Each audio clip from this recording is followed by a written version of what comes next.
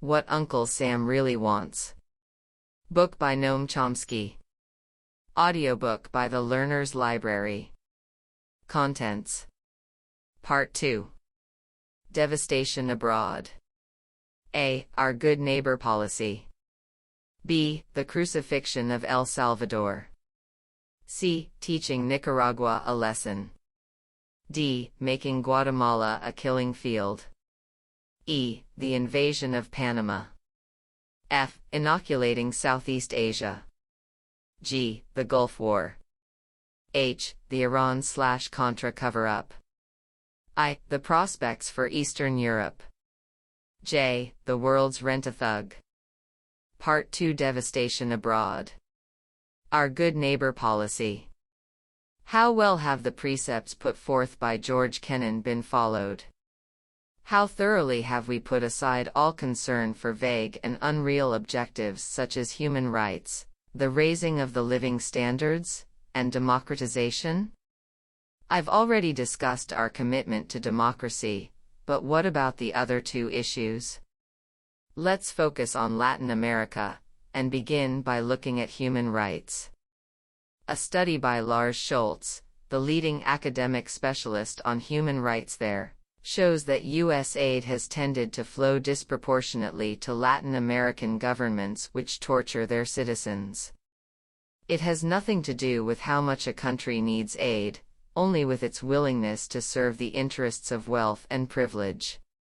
Broader studies by economist Edward Herman reveal a close correlation worldwide between torture and U.S. aid, and also provide the explanation. Both correlate independently with improving the climate for business operations. In comparison with that guiding moral principle, such matters as torture and butchery pale into insignificance. How about raising living standards?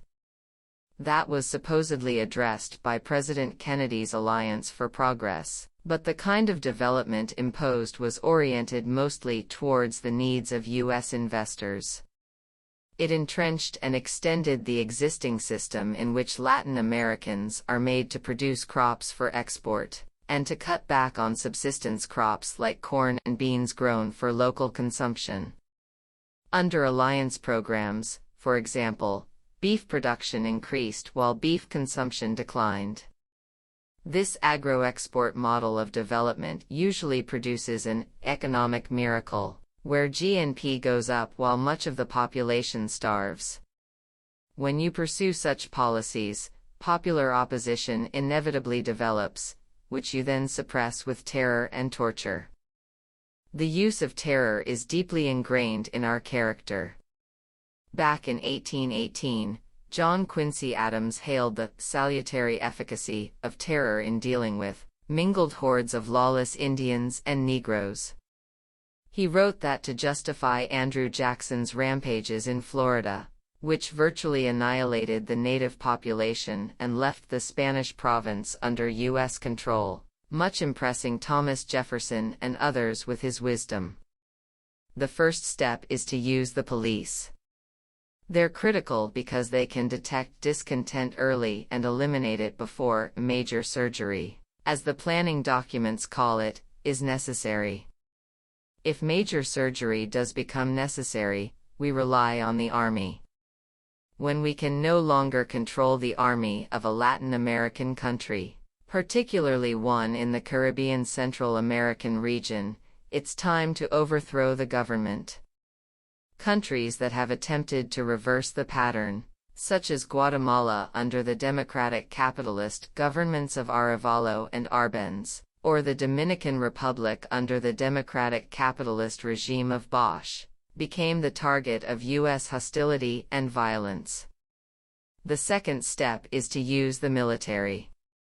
The U.S. has always tried to establish relations with the military in foreign countries, because that's one of the ways to overthrow a government that has gotten out of hand. That's how the basis was laid for military coups in Chile in 1973 and in Indonesia in 1965. Before the coups, we were very hostile to the Chilean and Indonesian governments, but we continued to send them arms. Keep good relations with the right officers, and they overthrow the government for you. The same reasoning motivated the flow of U.S. arms to Iran via Israel from the early 1980s, according to the high Israeli officials involved, facts well known by 1982, long before there were any hostages. During the Kennedy administration, the mission of the U.S.-dominated Latin American military was shifted from hemispheric defense to internal security, which basically means war against your own population. That fateful decision led to direct U.S. complicity in the methods of Heinrich Himmler's extermination squads, in the retrospective judgment of Charles Maechling, who was in charge of counterinsurgency planning from 1961 to 66. The Kennedy administration prepared the way for the 1964 military coup in Brazil, helping to destroy Brazilian democracy, which was becoming too independent. The U.S. gave enthusiastic support to the coup, while its military leaders instituted a neo-Nazi-style national security state with torture, repression, etc. That inspired a rash of similar developments in Argentina, Chile, and all over the hemisphere, from the mid-60s to the 80s, an extremely bloody period. I think, legally speaking, there's a very solid case for impeaching every American president since the Second World War. They've all been either outright war criminals or involved in serious war crimes. The military typically proceeds to create an economic disaster, often following the prescriptions of U.S. advisors, and then decides to hand the problem over to civilians to administer. Overt military control is no longer necessary as new devices become available, for example, controls exercised through the International Monetary Fund, which, like the World Bank, lends Third World nations funds largely provided by the industrial powers. In return for its loans, the IMF imposes liberalization, an economy open to foreign penetration and control, sharp cutbacks in services to the general population, etc.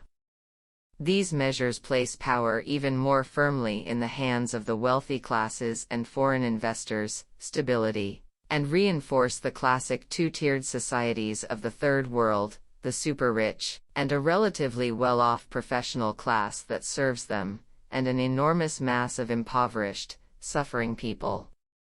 The indebtedness and economic chaos left by the military pretty much ensure that the IMF rules will be followed, unless popular forces attempt to enter the political arena, in which case the military may have to reinstate stability. Brazil is an instructive case.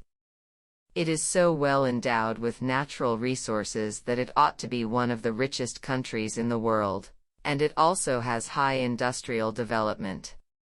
But, thanks in good measure to the 1964 coup and the highly praised economic miracle that followed, not to speak of the torture, murder, and other devices of population control, the situation for many Brazilians is now probably on a par with Ethiopia, vastly worse than in Eastern Europe, for example.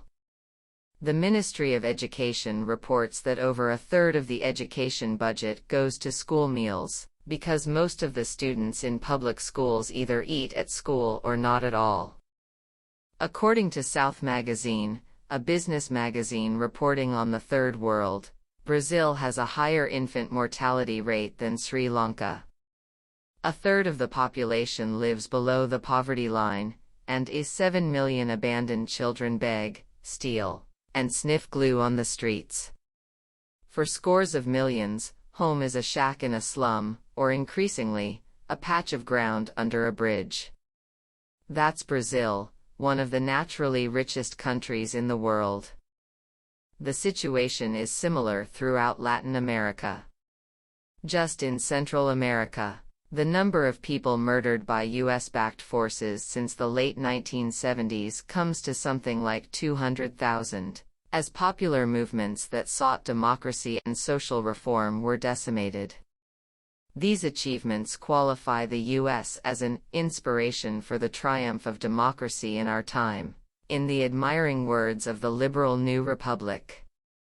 Tom Wolfe tells us the 1980s were one of the great golden moments that humanity has ever experienced. As Stalin used to say, we're dizzy with success. The Crucifixion of El Salvador. For many years, repression, torture, and murder were carried on in El Salvador by dictators installed and supported by our government, a matter of no interest here. The story was virtually never covered. By the late 1970s, however, the U.S. government began to be concerned about a couple of things. One was that Somoza, the dictator of Nicaragua, was losing control. The U.S. was losing a major base for its exercise of force in the region. A second danger was even more threatening. In El Salvador in the 1970s, there was a growth of what were called popular organizations, peasant associations, cooperatives, unions, church-based Bible study groups that evolved into self-help groups, etc. That raised the threat of democracy. In February 1980, the Archbishop of El Salvador, Oscar Romero, sent a letter to President Carter in which he begged him not to send military aid to the junta that ran the country. He said such aid would be used to sharpen injustice and repression against the people's organizations, which were struggling for respect for their most basic human rights, hardly news to Washington, needless to say. A few weeks later, Archbishop Romero was assassinated while saying a mass. The neo-Nazi Roberto D'Aubuisson is generally assumed to be responsible for this assassination, among countless other atrocities. D'Aubuisson was the leader for life of the Arena Party, which now governs El Salvador. Members of the party, like current Salvadoran President Alfredo Cristiani, had to take a blood oath of loyalty to him. Thousands of peasants and urban poor took part in a commemorative mass a decade later, along with many foreign bishops, but the U.S. was notable by its absence. The Salvadoran Church formally proposed Romero for sainthood. All of this passed with scarcely a mention in the country that funded and trained Romero's assassins. The New York Times, a newspaper of record, published no editorial on the assassination when it occurred or in the years that followed, and no editorial or news report on the commemoration. On March 7, 1980, 2 weeks before the assassination, a state of siege had been instituted in El Salvador, and the war against the population began in force, with continued U.S. support and involvement. The first major attack was a big massacre at the Rio Sumpel, a coordinated military operation of the Honduran and Salvadoran armies in which at least 600 people were butchered, infants were cut to pieces with machetes, and women were tortured and drowned. Pieces of bodies were found in the river for days afterward. There were church observers, so the information came out immediately, but the mainstream U.S. media didn't think it was worth reporting. Peasants were the main victims of this war, along with labor organizers, students, priests, or anyone suspected of working for the interests of the people. In Carter's last year, 1980, the death toll reached about 10,000, rising to about 13,000 for 1981 as the Reaganites took command. In October 1980, the new archbishop condemned the war of extermination and genocide against a defenseless civilian population waged by the security forces. 2 months later, they were hailed for their valiant service alongside the people against subversion by the favorite U.S. moderate, José Napoleón Duarte, as he was appointed civilian president of the junta. The role of the moderate Duarte was to provide a fig leaf for the military rulers and ensure them a continuing flow of U.S. funding after the armed forces had raped and murdered 4 churchwomen from the U.S. That had aroused some protest here, slaughtering Salvadorans is one thing, but raping and killing American nuns is a definite PR mistake. The media evaded and downplayed the story, following the lead of the Carter administration and its investigative commission. The incoming Reaganites went much further, seeking to justify the atrocity, notably Secretary of State Alexander Haig and UN Ambassador Jeane Kirkpatrick. But it was still deemed worthwhile to have a show trial a few years later, while exculpating the murderous junta, and, of course, the paymaster. The independent newspapers in El Salvador, which might have reported these atrocities, had been destroyed. Although they were mainstream and pro-business, they were still too undisciplined for the military's taste. The problem was taken care of in 1980–81, when the editor of one was murdered by the security forces, the other fled into exile. As usual, these events were considered too insignificant to merit more than a few words in U.S. newspapers. In November 1989, 6 Jesuit priests, their cook, and her daughter, were murdered by the army. That same week, at least 28 other Salvadoran civilians were murdered, including the head of a major union, the leader of the Organization of University Women, 9 members of an Indian farming cooperative, and 10 university students. The newswires carried a story by AP correspondent Douglas Grantmine, reporting how soldiers had entered a working-class neighborhood in the capital city of San Salvador, captured 6 men, added a 14-year-old boy for good measure, then lined them all up against a wall and shot them. They were not priests or human rights campaigners, Mine wrote, so their deaths have gone largely unnoticed, as did his story. The Jesuits were murdered by the Atlacatal Battalion, an elite unit created, trained, and equipped by the United States. It was formed in March 1981 when 15 specialists in counterinsurgency were sent to El Salvador, from the U.S. Army School of Special Forces. From the start, the battalion was engaged in mass murder. A U.S. trainer described its soldiers as particularly ferocious. "We've always had a hard time getting them to take prisoners instead of ears." In December 1981, the battalion took part in an operation in which over 1,000 civilians were killed in an orgy of murder, rape, and burning. Later it was involved in the bombing of villages and murder of hundreds of civilians by shooting, drowning, and other methods. The vast majority of victims were women, children, and the elderly. The Atlacatal Battalion was being trained by U.S. Special Forces shortly before murdering the Jesuits. This has been a pattern throughout the battalion's existence. Some of its worst massacres have occurred when it was fresh from U.S. training. In the fledgling democracy that was El Salvador, teenagers as young as 13 were scooped up in sweeps of slums and refugee camps and forced to become soldiers.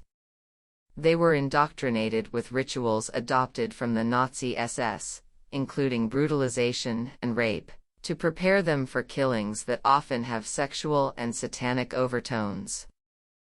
The nature of Salvadoran army training was described by a deserter who received political asylum in Texas in 1990, despite the State Department's request that he be sent back to El Salvador. His name was withheld by the court to protect him from Salvadoran death squads. According to this deserter, draftees were made to kill dogs and vultures by biting their throats and twisting off their heads, and had to watch as soldiers tortured and killed suspected dissidents, tearing out their fingernails, cutting off their heads, chopping their bodies to pieces, and playing with the dismembered arms for fun. In another case, an admitted member of a Salvadoran death squad associated with the Atlacatal Battalion, Cesar Vileman Joya Martinez, detailed the involvement of U.S. advisors and the Salvadoran government in death squad active ITY. The Bush administration has made every effort to silence him and ship him back to probable death in El Salvador. Despite the pleas of human rights organizations and requests from Congress that his testimony be heard. The treatment of the main witness to the assassination of the Jesuits was similar. The results of Salvadoran military training are graphically described in the Jesuit journal America by Daniel Santiago, a Catholic priest working in El Salvador.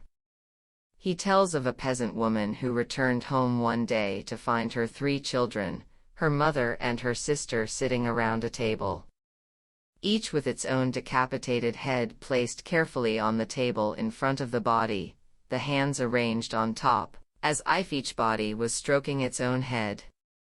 The assassins, from the Salvadoran National Guard, had found it hard to keep the head of an 18-month-old baby in place, so they nailed the hands onto it. A large plastic bowl filled with blood was tastefully displayed in the center of the table. According to Reverend Santiago, macabre scenes of this kind aren't uncommon. People are not just killed by death squads in El Salvador, they are decapitated and then their heads are placed on pikes and used to dot the landscape.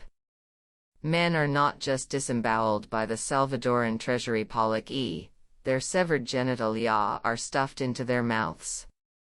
Salvadoran women are not just raped by the National Guard, their wombs are cut from their bodies and used to cover their faces.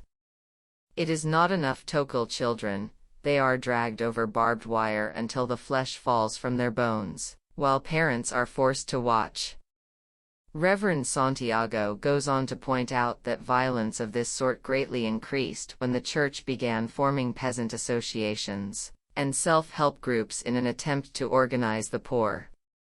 By and large, our approach in El Salvador has been successful. The popular organizations have been decimated, just as Archbishop Romero predicted. Tens of thousands have been slaughtered and more than 1 million have become refugees. This is one of the most sordid episodes in U.S. history and it's got a lot of competition. Nicaragua, a lesson. It wasn't just El Salvador that was ignored by the mainstream U.S. media during the 1970s.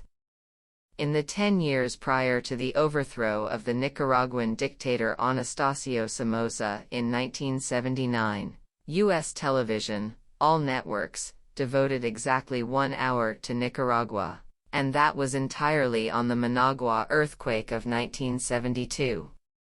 From 1960 through 1978, the New York Times had 3 editorials on Nicaragua. It's not that nothing was happening there, it's just that whatever was happening was unremarkable. Nicaragua was of no concern at all as long as Somoza's tyrannical rule wasn't challenged. When his rule was challenged by the Sandinistas in the late 1970s, the U.S. first tried to institute what was called Somocismo, Somozaism, without Somoza, that is, the whole corrupt system intact, but with somebody else at the top. That didn't work, so President Carter tried to maintain Somoza's National Guard as a base for U.S. power.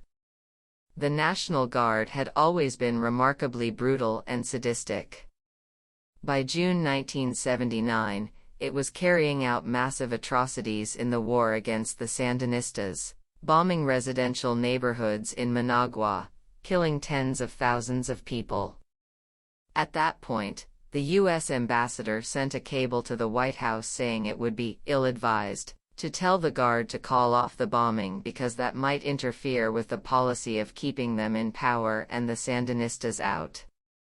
Our ambassador to the Organization of American States also spoke in favor of Somocismo without Somoza, but the OAS rejected the suggestion flat out. A few days later, Somoza flew off to Miami with what was left of the Nicaraguan National Treasury, and the Guard collapsed.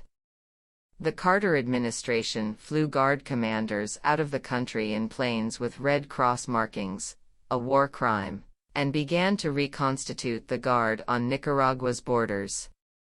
They also used Argentina as a proxy.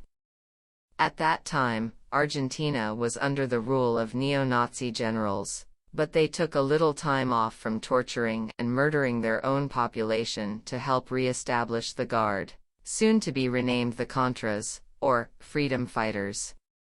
Reagan used them to launch a large-scale terrorist war against Nicaragua, combined with economic warfare that was even more lethal. We also intimidated other countries so they wouldn't send aid either.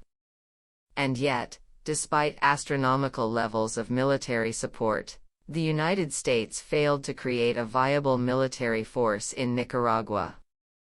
That's quite remarkable if you think about it. No real guerrillas anywhere in the world have ever had resources even remotely like what the United States gave the Contras. You could probably start a guerrilla insurgency in mountain regions of the U.S. with comparable funding. Why did the U.S. go to such lengths in Nicaragua? The International Development Organization Oxfam explained the real reasons, stating that, from its experience of working in 76 developing countries, Nicaragua was exceptional in the strength of that government's commitment to improving the condition of the people and encouraging their active participation in the development process. Of the 4 Central American countries where Oxfam had a significant presence, El Salvador, Guatemala, Honduras, and Nicaragua, only in Nicaragua was there a substantial effort to address inequities in land ownership and to extend health, educational, and agricultural services to poor peasant families. Other agencies told a similar story. In the early 1980s, the World Bank called its projects extraordinarily successful in Nicaragua in some sectors, better than anywhere else in the world.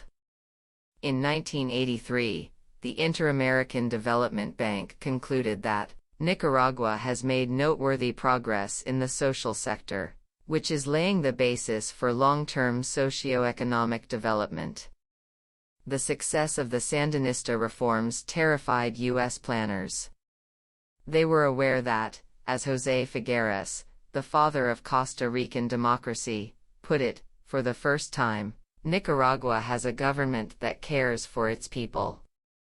Although Figueres was the leading democratic figure in Central America for 40 years, his unacceptable insights into the real world were completely censored from the U.S. media. The hatred that was elicited by the Sandinistas for trying to direct resources to the poor, and even succeeding at it, was truly wondrous to behold. Just about all U.S. policymakers shared it, and it reached virtual frenzy.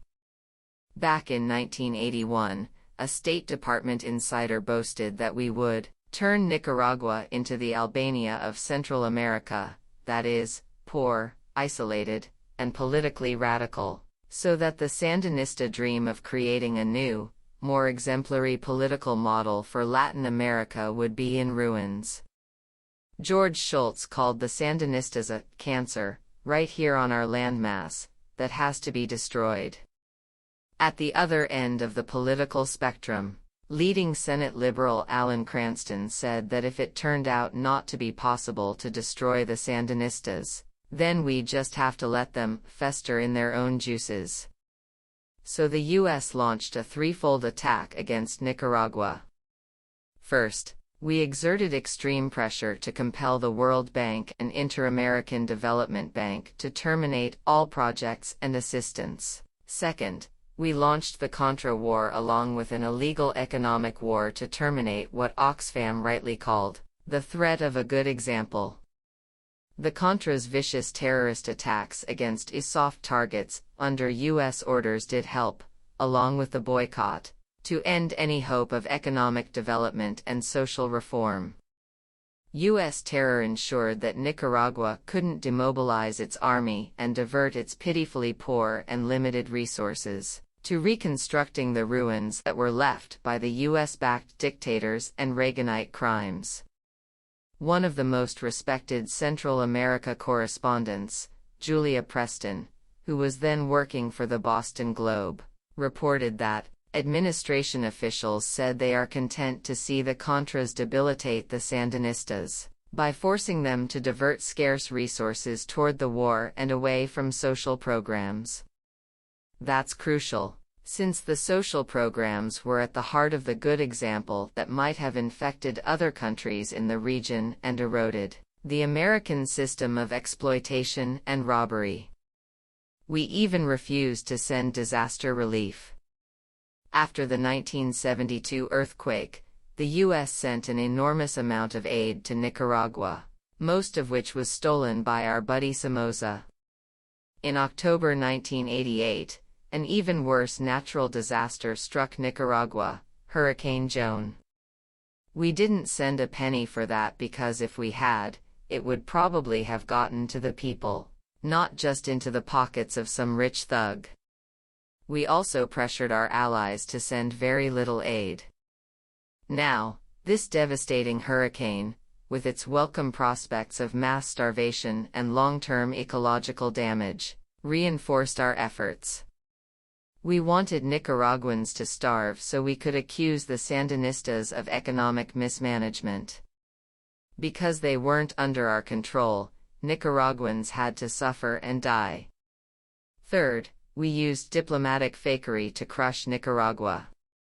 As Tony Avirgan wrote in the Costa Rican journal Mesoamerica, the Sandinistas fell for a scam perpetrated by Costa Rican President Oscar Arias and the other Central American presidents, which cost them the February 1990 elections.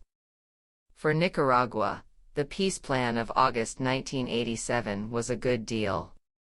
Avirgan wrote, they would move the scheduled national elections forward by a few months and allow international observation, as they had in 1984, in exchange for having the Contras demobilized and the war brought to an end. The Nicaraguan government did what it was required to do under the peace plan, but no one else paid the slightest attention to it. Arias, the White House, and Congress never had the slightest intention of implementing any aspect of the plan. The U.S. virtually tripled CIA supply flights to the Contras.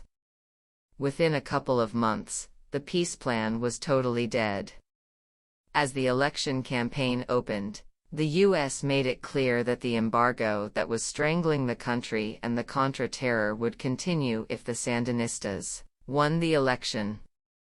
You have to be some kind of Nazi or unreconstructed Stalinist to regard an election conducted under such conditions as free and fair, and south of the border, few succumb to such delusions.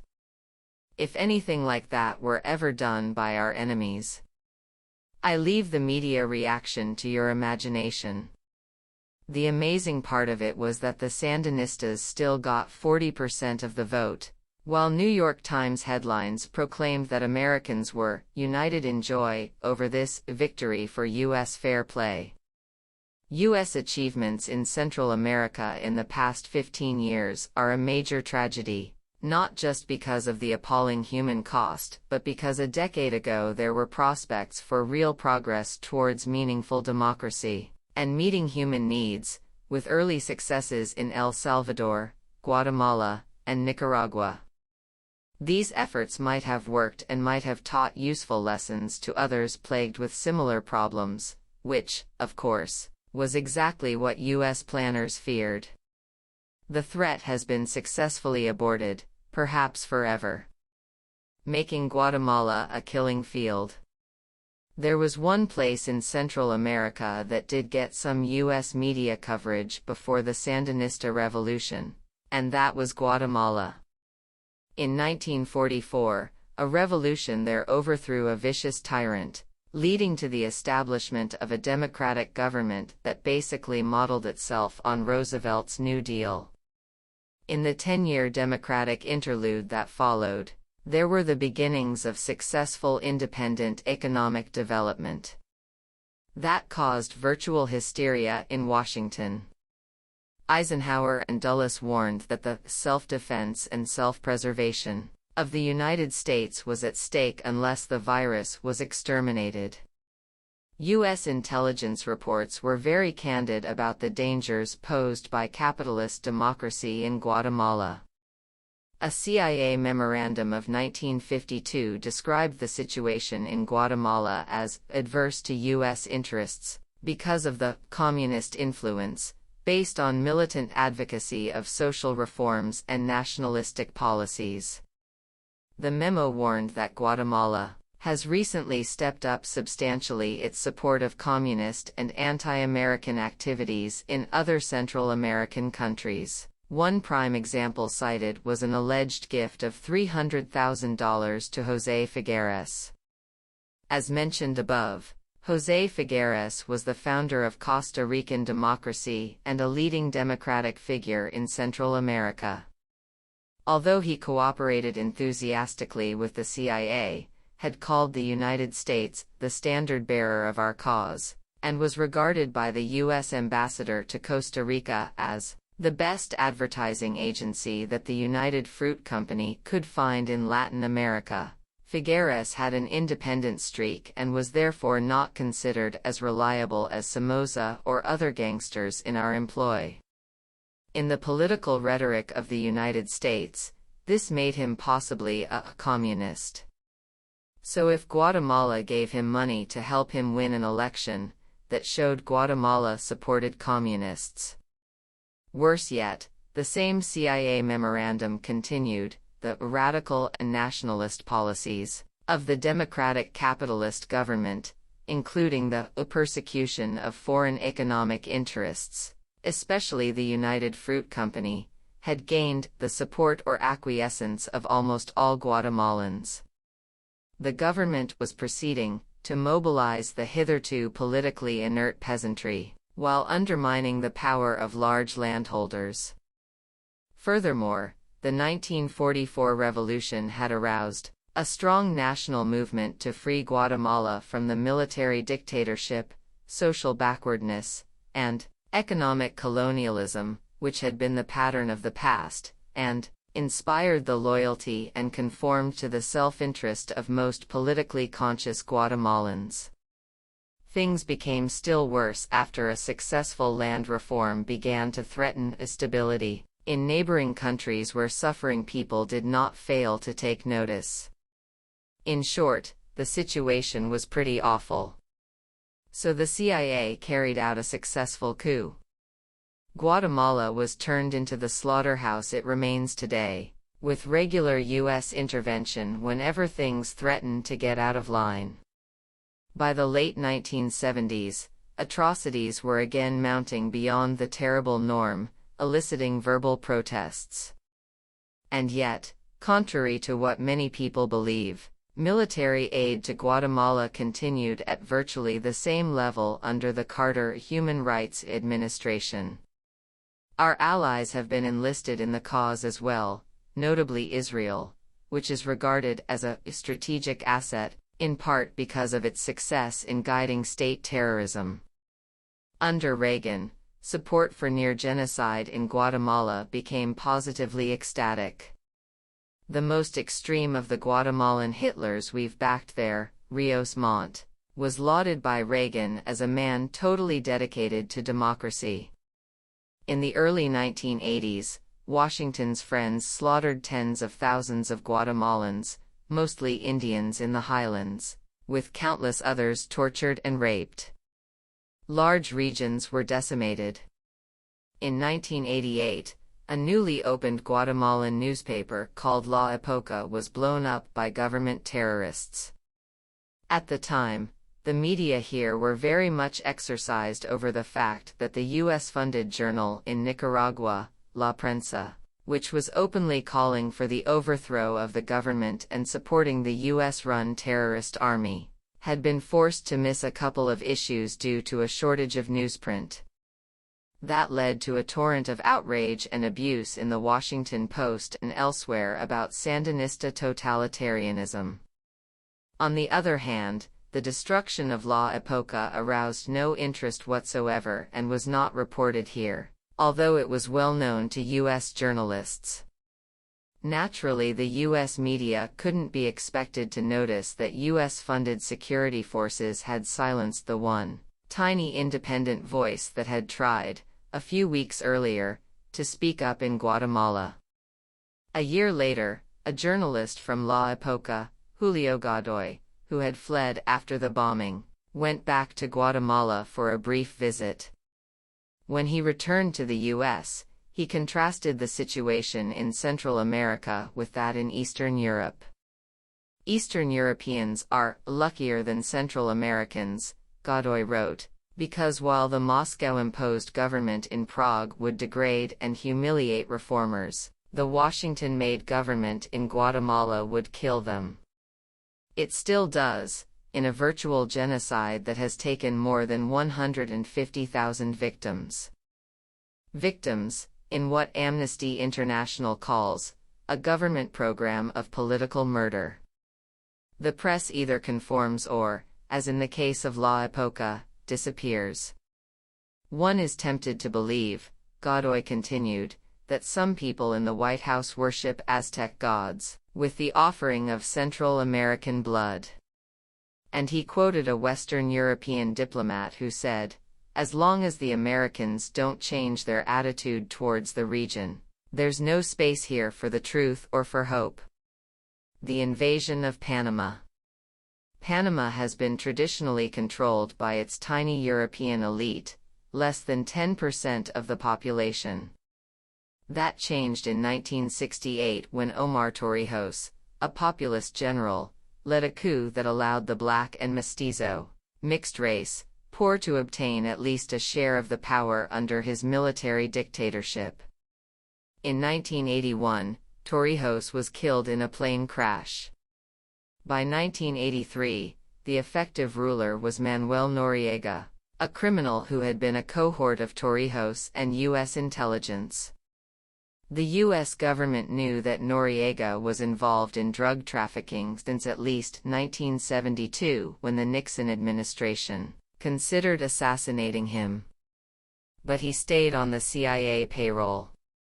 In 1983, a U.S. Senate committee concluded that Panama was a major center for the laundering of drug funds and drug trafficking. The U.S. government continued to value Noriega's services.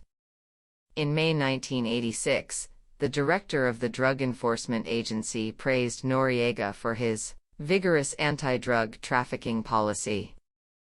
A year later, the director welcomed our close association with Noriega, while Attorney General Edwin Meese stopped a U.S. Justice Department investigation of Noriega's criminal activities.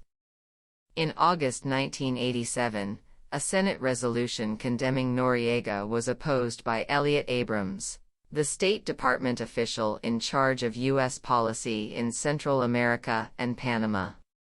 And yet, when Noriega was finally indicted in Miami in 1988, all the charges except one were related to activities that took place before 1984, back when he was our boy, helping with the U.S. war against Nicaragua, stealing elections with U.S. approval and generally serving U.S. interests satisfactorily. It had nothing to do with suddenly discovering that he was a gangster and a drug peddler. That was known all along. It's all quite predictable, as study after study shows. A brutal tyrant crosses the line from admirable friend to a villain and a scum when he commits the crime of independence. One common mistake is to go beyond robbing the poor, which is just fine, and to start interfering with the privileged, eliciting opposition from business leaders. By the mid-1980s, Noriega was guilty of these crimes. Among other things, he seems to have been dragging his feet about helping the U.S. in the Contra war. His independence also threatened our interests in the Panama Canal.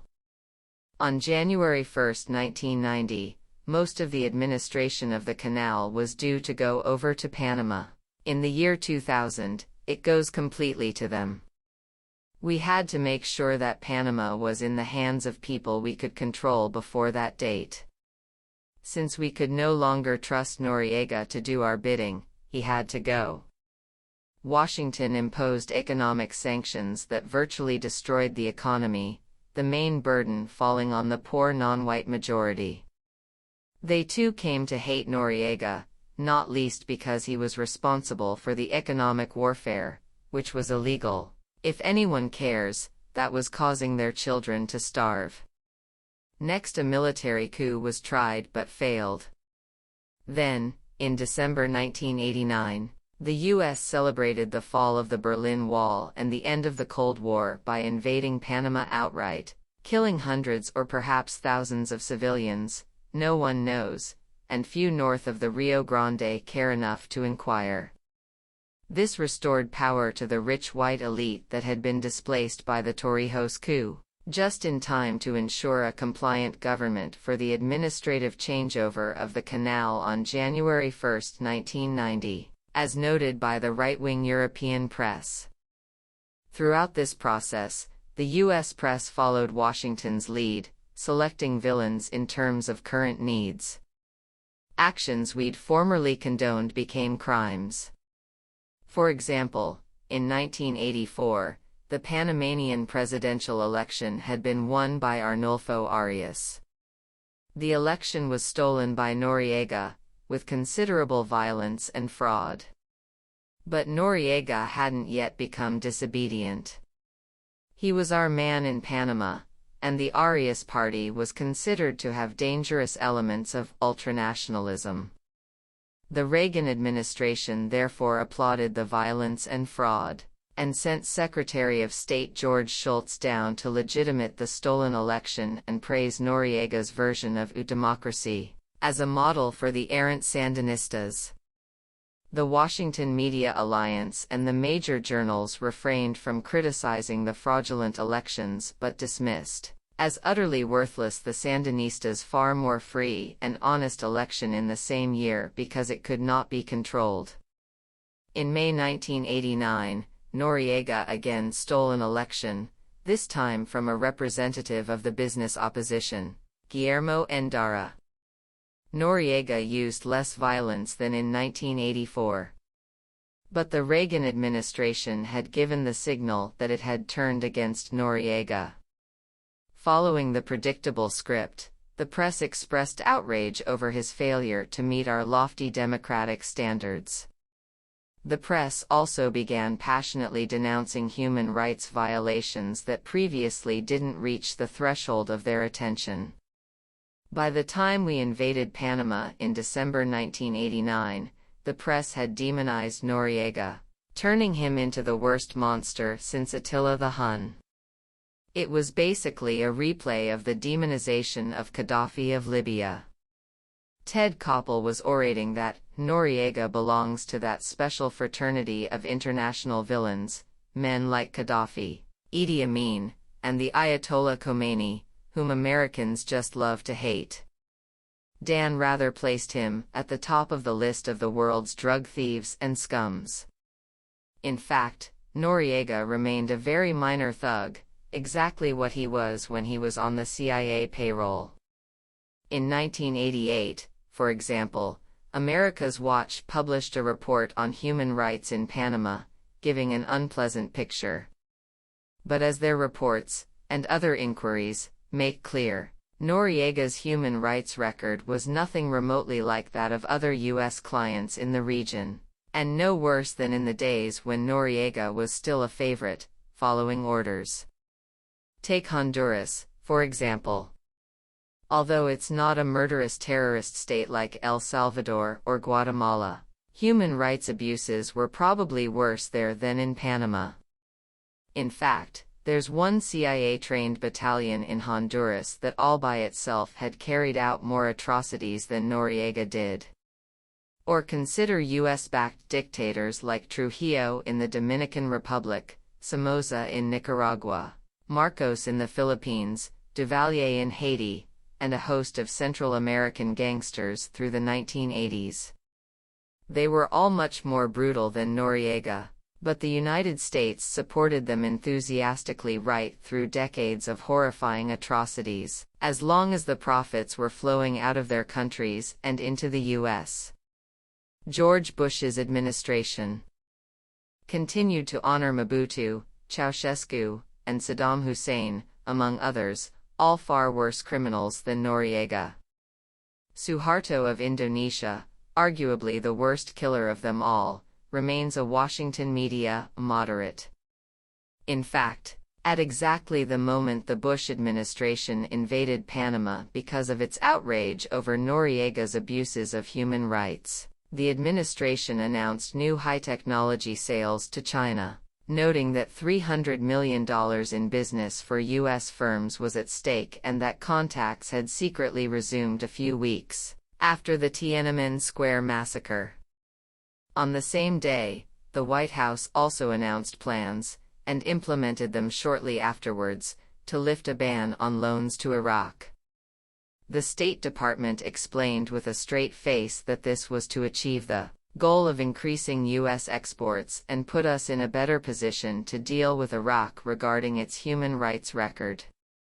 The department continued with the pose as Bush rebuffed the Iraqi Democratic opposition, bankers, professionals, etc., and blocked congressional efforts to condemn the atrocious crimes of his old friend Saddam Hussein.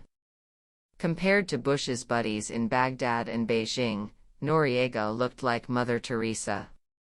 After the invasion, Bush announced $1 billion in aid to Panama. Of this, $400 million consisted of incentives for U.S. business to export products to Panama, $150 million was to pay off bank loans, and $65 million went to private sector loans and guarantees to U.S. investors. In other words, about half the aid was a gift from the American taxpayer to American businesses. The U.S. put the bankers back in power after the invasion. Noriega's involvement in drug trafficking had been trivial compared to theirs. Drug trafficking there has always been conducted primarily by the banks. The banking system is virtually unregulated, so it's a natural outlet for criminal money.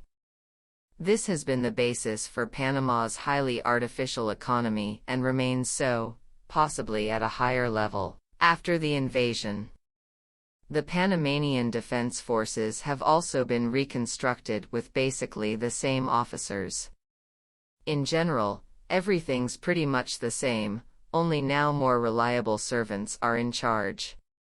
The same is true of Grenada, which has become a major center of drug money laundering since the U.S. invasion. Nicaragua, too, has become a significant conduit for drugs to the U.S. market after Washington's victory in the 1990 election. The pattern is standard, as is the failure to notice it.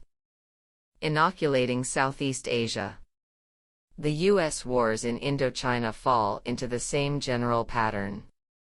By 1948, the State Department recognized quite clearly that the Viet Minh, the anti-French resistance led by Ho Chi Minh, was the national movement of Vietnam. But the Viet Minh did not cede control to the local oligarchy. It favored independent development and ignored the interests of foreign investors. There was fear the Viet Minh might succeed, in which case the rot would spread and the virus would infect the region. To adopt the language the planners used year after year after year.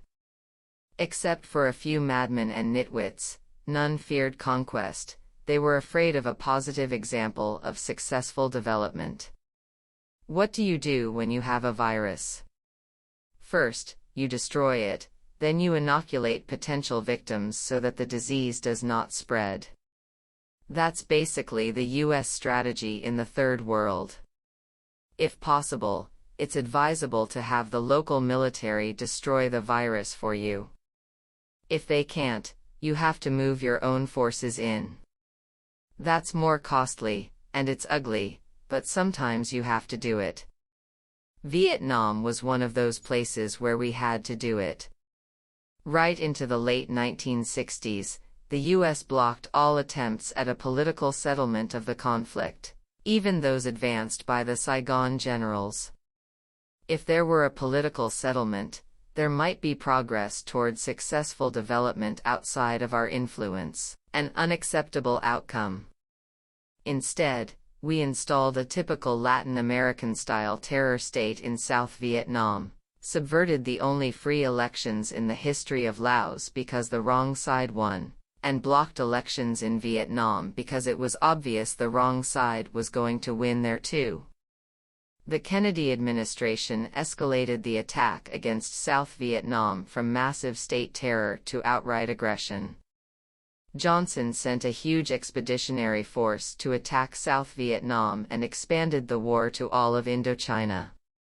That destroyed the virus. All right, Indochina will be lucky if it recovers in 100 years. While the United States was extirpating the disease of independent development at its source in Vietnam, it also prevented its spread by supporting the Suharto takeover in Indonesia in 1965, backing the overthrow of Philippine democracy by Ferdinand Marcos in 1972, supporting martial law in South Korea and Thailand, and so on. Suharto's 1965 coup in Indonesia was particularly welcome to the West, because it destroyed the only mass-based political party there. That involved the slaughter, in a few months, of about 700,000 people, mostly landless peasants. A gleam of light in Asia, as the leading thinker of the New York Times, James Reston, exulted, assuring his readers that the U.S. had a hand in this triumph.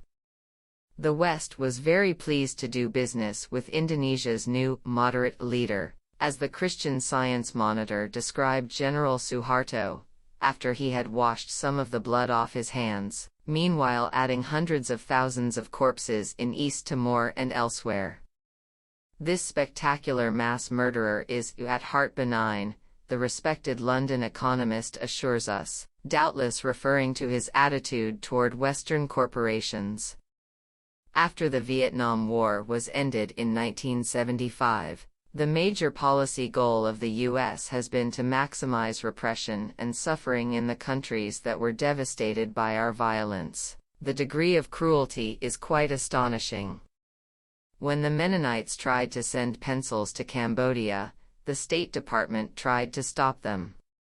When Oxfam tried to send 10 solar pumps, the reaction was the same. The same was true when religious groups tried to send shovels to Laos to dig up some of the unexploded shells left by American bombing. When India tried to send 100 water buffalo to Vietnam to replace the huge herds that were destroyed by the American attacks. And remember, in this primitive country, water buffalo mean fertilizer, tractors, survival. The United States threatened to cancel food for peace aid. That's one Orwell would have appreciated. No degree of cruelty is too great for Washington sadists. The educated classes know enough to look the other way. In order to bleed Vietnam, we've supported the Khmer Rouge indirectly through our allies, China and Thailand. The Cambodians have to pay with their blood so we can make sure there isn't any recovery in Vietnam. The Vietnamese have to be punished for having resisted U.S. violence. Contrary to what virtually everyone, left or right, says, the United States achieved its major objectives in Indochina. Vietnam was demolished. There's no danger that successful development there will provide a model for other nations in the region. Of course, it wasn't a total victory for the U.S. Our larger goal was to rein corporate Indochina into the U.S.-dominated global system, and that has not yet been achieved. But our basic goal, the crucial one, the one that really counted, was to destroy the virus, and we did achieve that. Vietnam is a basket case, and the U.S. is doing what it can to keep it that way.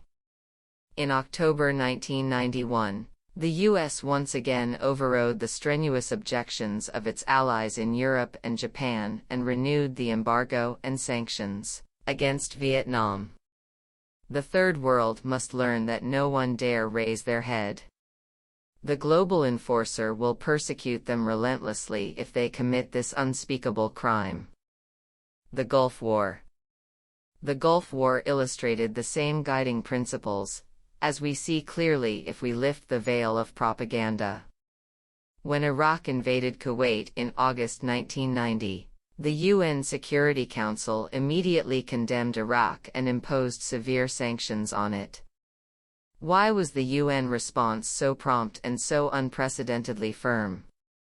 The US government media alliance had a standard answer. First, it told us that Iraq's aggression was a unique crime, and thus merited a uniquely harsh reaction. America stands where it always has, against aggression, against those who would use force to replace the rule of law. So we were informed by President Bush, the invader of Panama and the only head of state condemned by the World Court for the unlawful use of force, in the court's condemnation of the U.S. attack against Nicaragua. The media and the educated classes dutifully repeated the lines spelled out for them by their leader, collapsing in awe at the magnificence of his high principles. Second, these same authorities proclaimed in a litany that the UN was now at last functioning as it was designed to do. They claimed that this was impossible before the end of the Cold War, when the UN was rendered ineffective by Soviet disruption and the shrill anti-Western rhetoric of the Third World. Neither of these claims can withstand even a moment's scrutiny. The US wasn't upholding any high principle in the Gulf, nor was any other state. The reason for the unprecedented response to Saddam Hussein wasn't his brutal aggression, it was because he stepped on the wrong toes.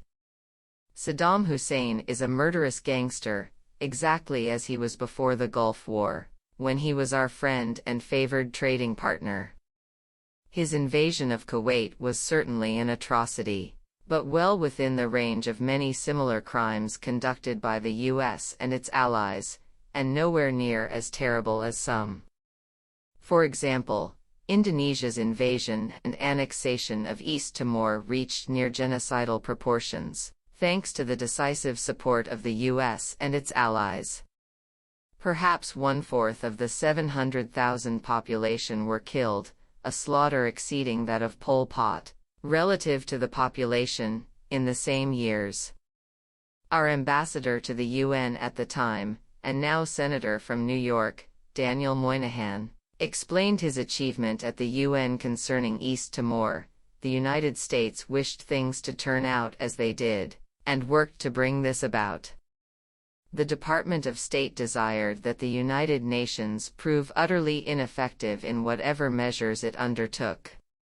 This task was given to me, and I carried it forward with no inconsiderable success. The Australian Foreign Minister justified his country's acquiescence to the invasion and annexation of East Timor, and Australia's participation with Indonesia in robbing Timor's rich oil reserves, by saying simply that, "The world is a pretty unfair place, littered with examples of acquisition by force." When Iraq invaded Kuwait, however, his government issued a ringing declaration that, "Big countries cannot invade small neighbors and get away with it." No heights of cynicism trouble the equanimity of Western moralists. As for the UN finally functioning as it was designed to, the facts are clear, but absolutely barred by the guardians of political correctness who control the means of expression with an iron hand. For many years, the UN has been blocked by the great powers, primarily the United States, not the Soviet Union or the Third World. Since 1970, the United States has vetoed far more Security Council resolutions than any other country. Britain is second, France a distant third, and the Soviet Union fourth. Our record in the General Assembly is similar. And the shrill, anti-Western rhetoric of the Third World commonly turns out to be a call to observe international law, a pitifully weak barrier against the depredations of the powerful.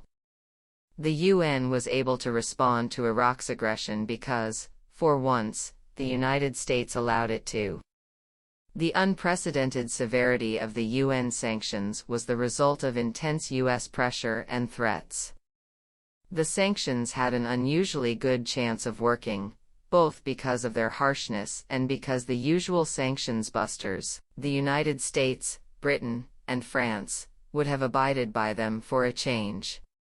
But even after allowing sanctions, the U.S. immediately moved to close off the diplomatic option by dispatching a huge military force to the Gulf, joined by Britain and backed by the family dictatorships that rule the Gulf's oil states, with only nominal participation by others. A smaller, deterrent force could have been kept in place long enough for the sanctions to have had a significant effect. An army of 500,000 couldn't. The purpose of the quick military buildup was to ward off the danger that Iraq might be forced out of Kuwait by peaceful means. Why was a diplomatic resolution so unattractive? Within a few weeks after the invasion of Kuwait on August 2, the basic outlines for a possible political settlement were becoming clear. Security Council Resolution 660, calling for Iraq's withdrawal from Kuwait, also called for simultaneous negotiations of border issues. By mid-August, the National Security Council considered an Iraqi proposal to withdraw from Kuwait in that context. There appear to have been two issues. First, Iraqi access to the Gulf, which would have entailed a lease or other control over two uninhabited mudflats assigned to Kuwait by Britain in its imperial settlement, which had left Iraq virtually landlocked. Second, resolution of a dispute over an oil field that extended 2 miles into Kuwait over an unsettled border. The U.S. flatly rejected the proposal, or any negotiations.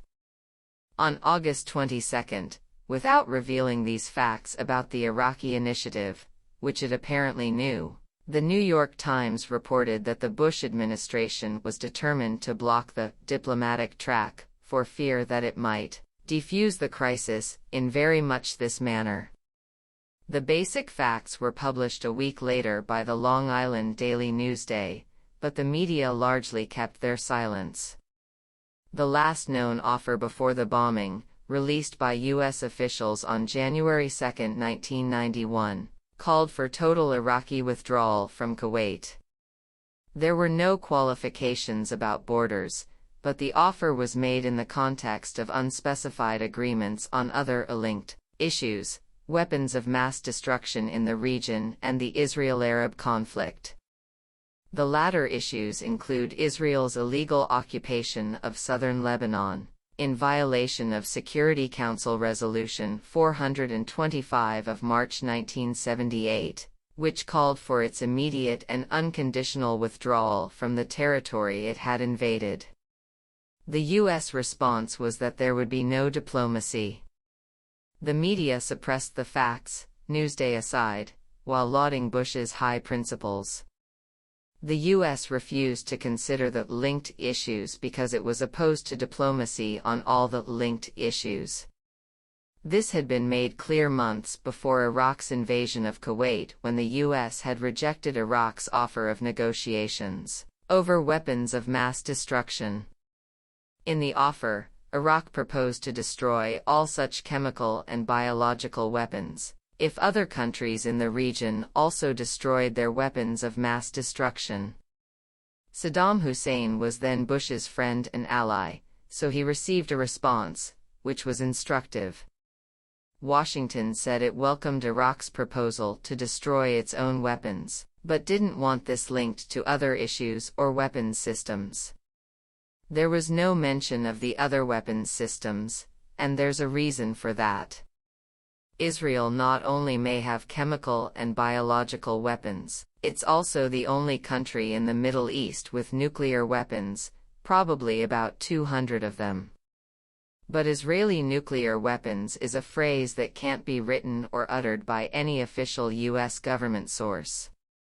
That phrase would raise the question of why all aid to Israel is not illegal, since foreign aid legislation from 1977 bars funds to any country that secretly develops nuclear weapons.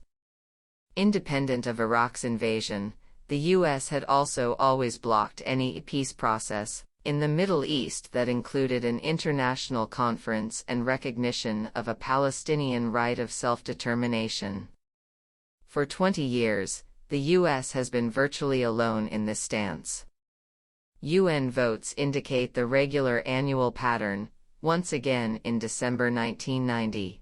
Right in the midst of the Gulf crisis, the call for an international conference was voted 144-2, U.S. and Israel. This had nothing to do with Iraq and Kuwait. The U.S. also adamantly refused to allow a reversal of Iraq's aggression by the peaceful means prescribed by international law. Instead, it preferred to avoid diplomacy and to restrict the conflict to the arena of violence, in which a superpower facing no deterrent is bound to prevail over a third-world adversary. As already discussed, the U.S. regularly carries out or supports aggression, even in cases far more criminal than Iraq's invasion of Kuwait. Only the most dedicated commissar can fail to understand these facts, or the fact that in the rare case when the U.S. happens to oppose some illegal act by a client or ally, it's quite happy with linkage. Take the South African occupation of Namibia, declared illegal by the World Court and the UN in the 1960s. The U.S. pursued quiet diplomacy and constructive engagement for years, brokering a settlement that gave South Africa ample reward, including Namibia's major port, for its aggression and atrocities, with linkage extending to the Caribbean and welcome benefits for international business interests. The Cuban forces that had defended Namibia's neighbor Angola from South African attack were withdrawn. Much as in Nicaragua after the 1987 peace accords, the U.S. continued to support the terrorist army backed by the U.S. and its allies, South Africa and Zaire, and is preparing the ground for a 1992 Nicaragua-style, democratic election, where people will go to the polls under the threat of economic strangulation and terrorist attack if they vote the wrong way. Meanwhile, South Africa was looting and destroying Namibia, and using it as a base for violence against its neighbors. In the Reagan-Bush years, 1982 to 1988, alone, South African violence led to about $60 billion in damage and over 1.5 million people killed in the neighboring countries, excluding Namibia and South Africa. But the Commissar class was unable to see these facts, and hailed George Bush's amazing display of principle as he opposed a linkage when someone steps on our toes. More generally, opposing linkage amounts to little more than rejecting diplomacy, which always involves broader issues. In the case of Kuwait, the U.S. position was particularly flimsy. After Saddam Hussein stepped out of line, the Bush administration insisted that Iraq's capacity for aggression be eliminated, a correct position, in contrast to its earlier support for Saddam's aggression and atrocities, and called for a regional settlement guaranteeing security. Well, that's linkage. The simple fact is that the U.S. feared that diplomacy might defuse the crisis, and therefore blocked diplomacy linkage at every turn during the build-up to the war. By refusing diplomacy, the U.S. achieved its major goals in the Gulf. We were concerned that the incomparable energy resources of the Middle East remain under our control, and that the enormous profits they produce help support the economies of the U.S. and its British client. The U.S. also reinforced its dominant position and taught the lesson that the world is to be ruled by force. Those goals having been achieved, Washington proceeded to maintain stability, barring any threat of democratic change in the Gulf tyrannies and lending tacit support to Saddam Hussein as he crushed the popular uprising of the Shiites in the south, a few miles from U.S. lines, and then the Kurds in the north. But the Bush administration has not yet succeeded in achieving what its spokesman at the New York Times, chief diplomatic correspondent Thomas Friedman, calls the best of all worlds, an iron-fisted Iraqi junta without Saddam Hussein. This, Friedman writes, would be a return to the happy days when Saddam's iron fist held Iraq together, much to the satisfaction of the American allies Turkey and Saudi Arabia, not to speak of the boss in Washington. The current situation in the Gulf reflects the priorities of the superpower that held all the cards, another truism that must remain invisible to the guardians of the faith. The Iran/Contra cover-up. The major elements of the Iran/Contra story were well known long before the 1986 exposures, apart from one fact, that the sale of arms to Iran via Israel and the illegal Contra war run out of Ali North's White House office were connected. The shipment of arms to Iran through Israel didn't begin in 1985, when the congressional inquiry and the special prosecutor picked up the story. It began almost immediately after the fall of the Shah in 1979. By 1982, it was public knowledge that Israel was providing a large part of the arms for Iran. You could read it on the front page of the New York Times. In February 1982, the main Israeli figures whose names later appeared in the Iran/Contra hearings appeared on BBC television and described how they had helped organize an arms flow to the Khomeini regime. In October 1982, the Israeli ambassador to the U.S. stated publicly that Israel was sending arms to the Khomeini regime, with the cooperation of the United States, at almost the highest level. The high Israeli officials involved also gave the reasons: to establish links with elements of the military in Iran who might overthrow the regime, restoring the arrangements that prevailed under the Shah, standard operating procedure. As for the Contra War, the basic facts of the illegal North CIA operations were known by 1985, over a year before the story broke, when a U.S. supply plane was shot down, and a U.S. agent, Eugene Hasenfuss, was captured. The media simply chose to look the other way. So what finally generated the Iran/Contra scandal? A moment came when it was just impossible to suppress it any longer. When Hasenfuss was shot down in Nicaragua while flying arms to the Contras for the CIA, and the Lebanese press reported that the U.S. National Security Advisor was handing out Bibles and chocolate cakes in Tehran, the story just couldn't be kept under wraps. After that, the connection between the two well-known stories emerged. We then moved to the next phase, damage control. That's what the follow-up was about. The prospect for Eastern Europe. What was remarkable about the events in Eastern Europe in the 1980s was that the imperial power simply backed off. Not only did the USSR permit popular movements to function, it actually encouraged them. There are few historical precedents for that. It didn't happen because the Soviets are nice guys, they were driven by internal necessities.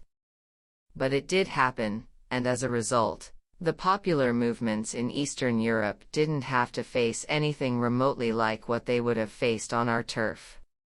The Journal of the Salvadoran Jesuits quite accurately pointed out that in their country, Václav Havel, the former political prisoner who became president of Czechoslovakia, wouldn't have been put in jail. He might well have been hacked to pieces and left by the side of the road somewhere. The USSR even apologized for its past use of violence, and this too was unprecedented. U.S. newspapers concluded that, because the Russians admitted that the invasion of Afghanistan was a crime that violated international law, they were finally joining the civilized world. That's an interesting reaction. Imagine someone in the U.S. media suggesting that maybe the United States ought to try to rise to the moral level of the Kremlin, and admit that the attacks against Vietnam, Laos, and Cambodia violated international law. The one country in Eastern Europe where there was extensive violence as the tyrannies collapsed was the very one where the Soviets had the least amount of influence and where we had the most, Romania. Nicolae Ceausescu, the dictator of Romania, had visited England and was given the royal treatment. The United States gave him favored nation treatment, trade advantages, and the like. Ceausescu was just as brutal and crazed then as he was later, but because he'd largely withdrawn from the Warsaw Pact and was following a somewhat independent course, we felt he was partially on our side in the international struggle. We're in favor of independence as long as it's in other people's empires, not in our own. Elsewhere in Eastern Europe, the uprisings were remarkably peaceful. There was some repression, but historically, 1989 was unique. I can't think of another case that comes close to it. I think the prospects are pretty dim for Eastern Europe. The West has a plan for it. They want to turn large parts of it into a new, easily exploitable part of the Third World. There used to be a sort of colonial relationship between Western and Eastern Europe. In fact, the Russians' blocking of that relationship was one of the reasons for the Cold War. Now it's being re-established, and there's a serious conflict over who's going to win the race for robbery and exploitation. Is it going to be German-led Western Europe, currently in the lead, or Japan, waiting in the wings to see how good the profits look, or the United States, trying to get into the act? There are a lot of resources to be taken, and lots of cheap labor for assembly plants. But first, we have to impose the capitalist model on them. We don't accept it for ourselves, but for the Third World, we insist on it. That's the IMF system.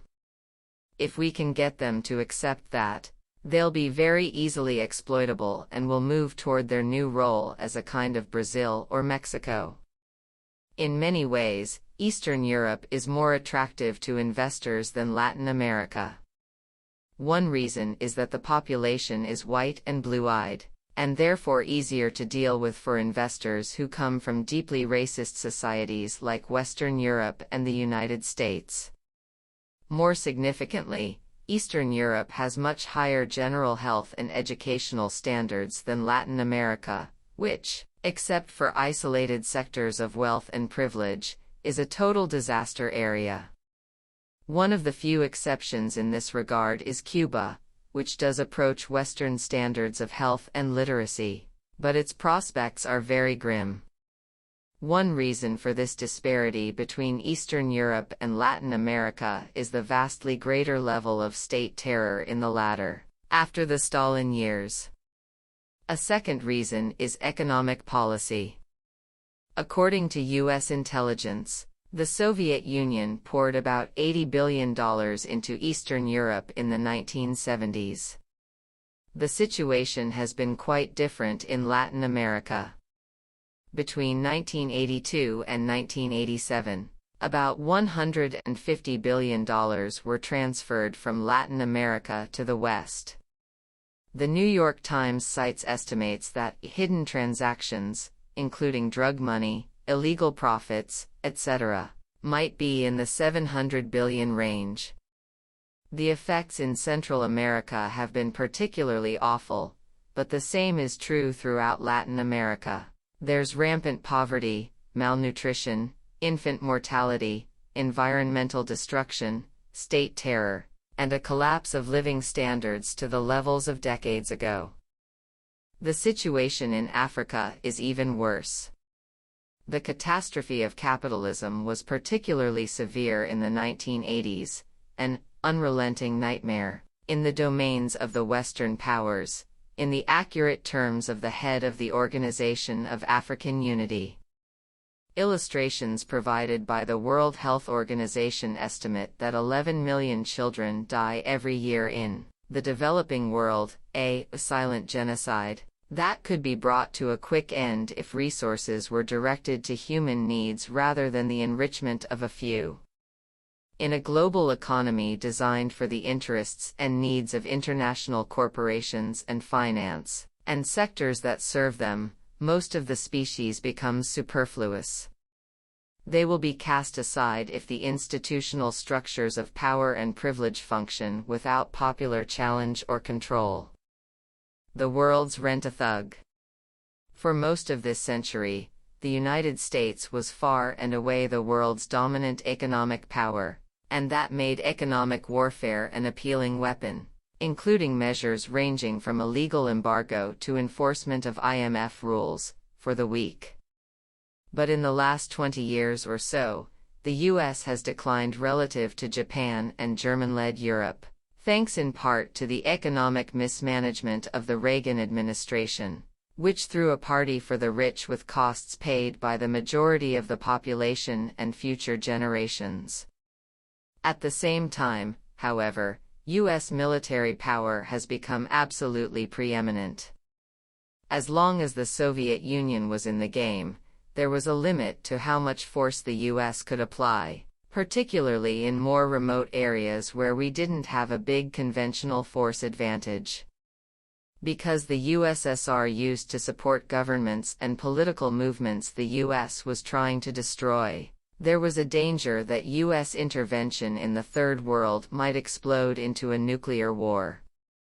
With the Soviet deterrent gone, the US is much more free to use violence around the world, a fact that has been recognized with much satisfaction by US policy analysts in the past several years. In any confrontation, each participant tries to shift the battle to a domain in which it's most likely to succeed. You want to lead with your strength, play your strong card.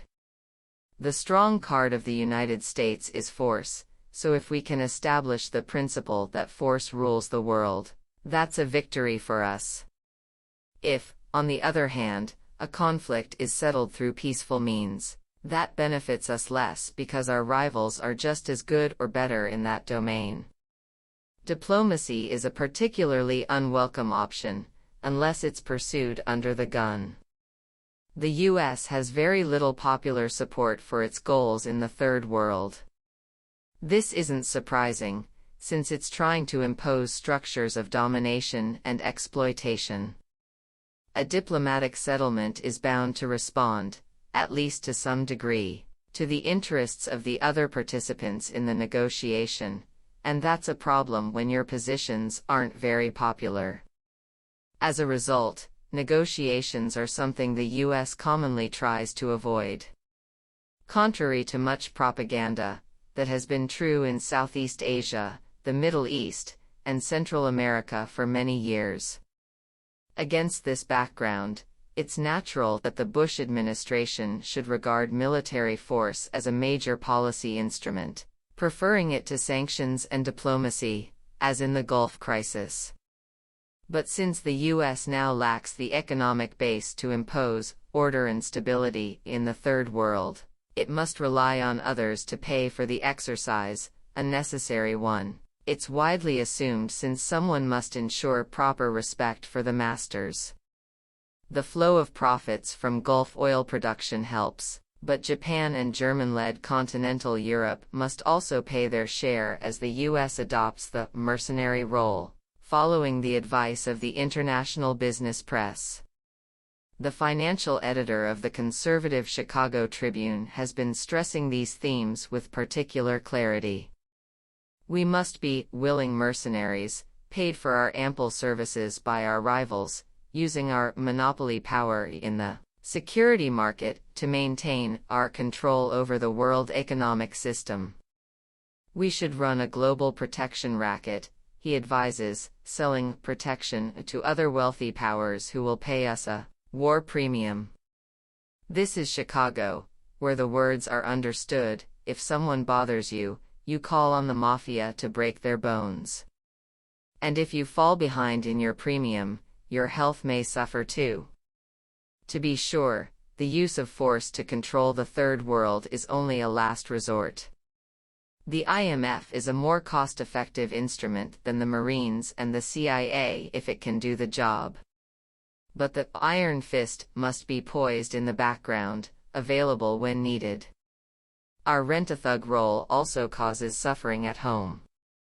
All of the successful industrial powers have relied on the state to protect and enhance powerful domestic economic interests, to direct public resources to the needs of investors, and so on. One reason why they are successful.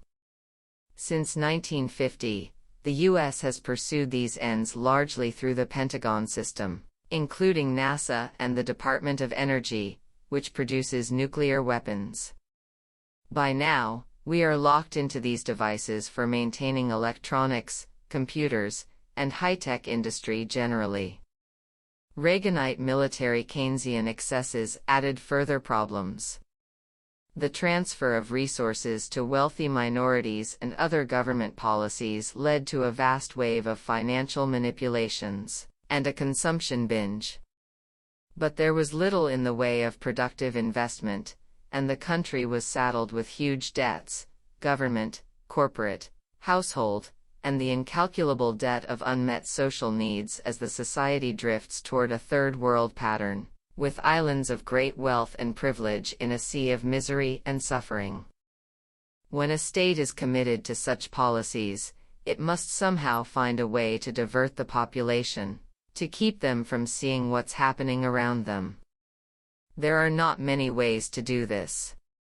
The standard ones are to inspire fear of terrible enemies about to overwhelm us and awe for our grand leaders who rescue us from disaster, in the nick of time. That has been the pattern right through the 1980s, requiring no little ingenuity as the standard device, the Soviet threat, became harder to take seriously.